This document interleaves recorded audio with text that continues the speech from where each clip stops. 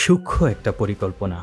সমালোচকরা বলছেন প্রথমে চেষ্টা করা হয়েছিল মার্কিন যুক্তরাষ্ট্রের প্রেসিডেন্ট ডোনাল্ড ট্রাম্পের সাথে বৈঠকে তার দৃষ্টি আকর্ষণ করা হবে, আর ট্রাম্প বাংলাদেশ নিয়ে কোনো বিস্ফোরক মন্তব্য করবেন। কিন্তু আশায় গুড়ে বালি। ট্রাম্প মোদি সাম্প্রতিক বৈঠকে ভারতীয় সাংবাদিকদের পূর্ব পরিকল্পিত বাংলাদেশ মেশানো প্রশ্ন বুমেরাং হয়ে ফিরে এসেছে তাদের দিকে।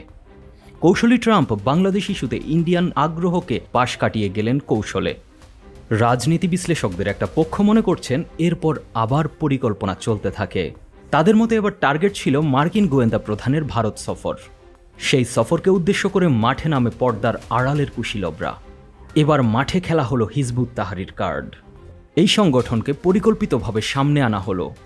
তুলসী গ্যাবার্ডের ভারত সফরের এক সপ্তাহ আগে বাইতুল মোকাররমের সামনে এক বড় জামায়াত করল নিষিদ্ধ সংগঠন হিজবুত তাহরির। তাদের হাতে সুস্পষ্টভাবে ইংরেজি হরফে লিখা খেলাফতের ব্যানারকে আন্তর্জাতিক মিডিয়ায় প্রদর্শন করা হলো।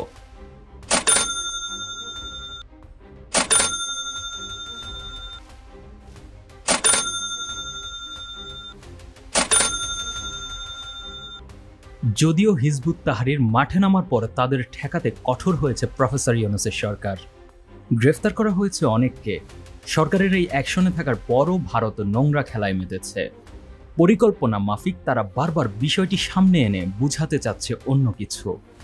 উদ্দেশ্য ছিল বোঝানো যে বাংলাদেশে ইসলামী খেলাফতের আন্দোলন চলছে, যা কিনা ট্রাম্প প্রশাসনকে সহজভাবেই বোঝানো যাবে।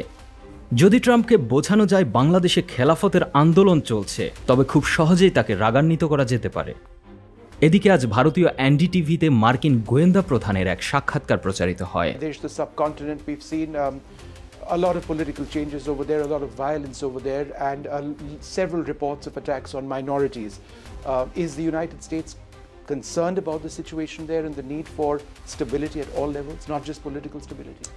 সেখানে বাংলাদেশ জড়িয়ে যখন প্রশ্ন করা হয়, তখন বাংলাদেশের পরিস্থিতি নিয়ে যুক্তরাষ্ট্র গভীরভাবে উদ্বিগ্ন বলে জানিয়েছেন তিনি।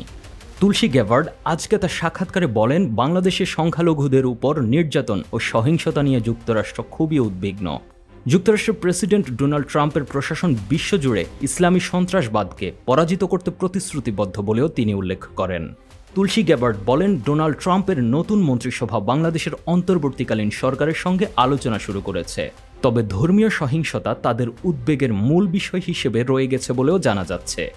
সাক্ষাৎকারে তার কথায় ইসলামী খেলাফতের আদর্শের কথা বিশেষভাবে উঠে আসে।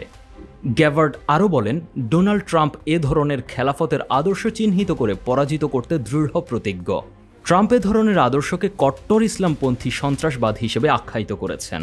Same ideology, their same objective, which is to rule and govern with an Islamist caliphate. This obviously affects.